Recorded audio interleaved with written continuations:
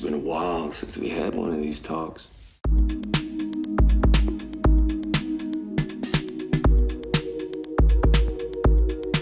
The scenes that I've always done with Andy are always major. You know, there's never been like a small one that didn't have a lot of meaning.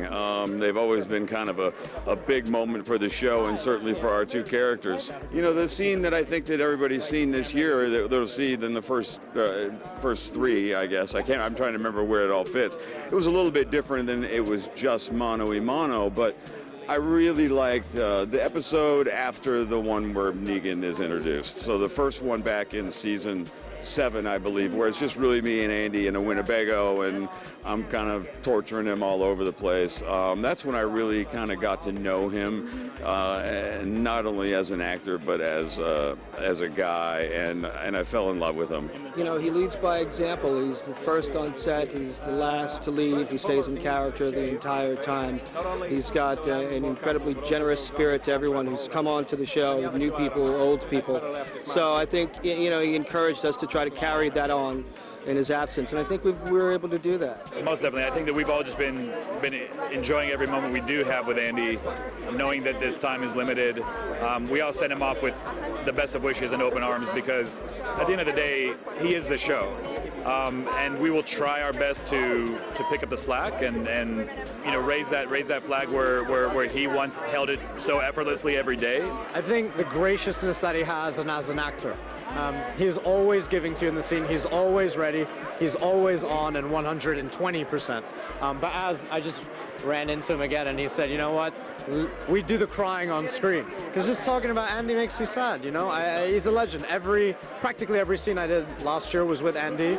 And a lot of what I've done this year is with him. So I miss him dearly, and he's left big shoes to fill, but we're stepping up to the plate. Well, Andrew Lincoln really is the patron saint of The Walking Dead. I mean, as the lead of the show, he really, you know, spoiled me. I don't have any experience. I just think, oh yeah, that's what the lead of the show does. They come on set and they watch other actors work, and they hang out all the time, and they're, you know, always ready to give their time. They pull other actors under their wing and help them out. They introduce new actors to the world and make them feel at home immediately, so that the work is always as good as it can be.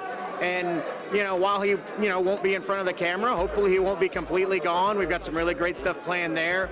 But he's really given everything he has to this show for so long that, you know, it's really gonna suck not having him there every day. But, you know, I can't thank him enough for how much he's been so devoted to this show. And, you know, he's been a huge part of what makes this show so great, not just with his performance, but with all of the other things that he does. Any episode that I directed that we did together, he would come to my house, we'd eat Indian food, and we'd read the scripts together. And he'd read his part, and I would read everybody else's part, and we would talk through every single scene. And it just gave me really unique insights into his mind as an actor. And then when I would say, no, this scene's about that, he was like, I didn't even look at it that way. So it was really always just an amazing opportunity to collaborate with somebody of just immense talent. We're building. We're growing. Still ready to deal with this world on its own terms. I'm just gonna say one thing. Samantha Morton and The Whisperers, probably some of the most chilling stuff we've ever shot. And we shot a scene the other day, went back to the makeup trailer, I cleaned a lot of blood off of me, and my team, we sat and talked for 10 minutes about how excited we are for the show to come back on the air, because that aspect of it and all these new characters that we have, boy, oh boy, you know, between Nadia and Eleanor and Dan, and they're impeccable actors. And the fact that I get to work with them and they show up, they're prepared, they're so excited.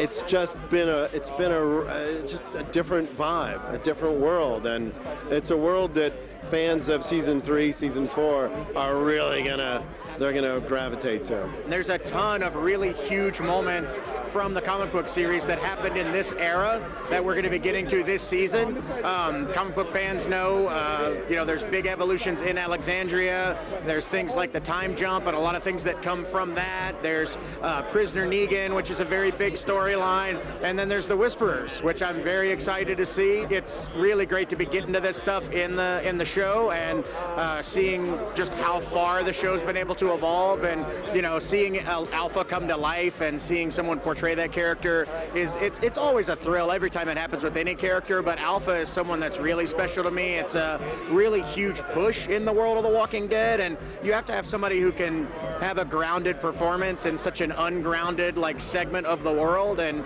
Samantha and Ryan Hurst doing an amazing job with that. Yeah, I'm mostly excited for fans to respond to the tonal shift that I think is going to be quite prevalent throughout this season. I'm really interested to see what they think, because it's very evident in the script, it's very evident on set, and in the general atmosphere on set as well. And so I think that's going to be a real interesting kind of social experiment. When I thought about Kelly, I took the character's personality and made it my own.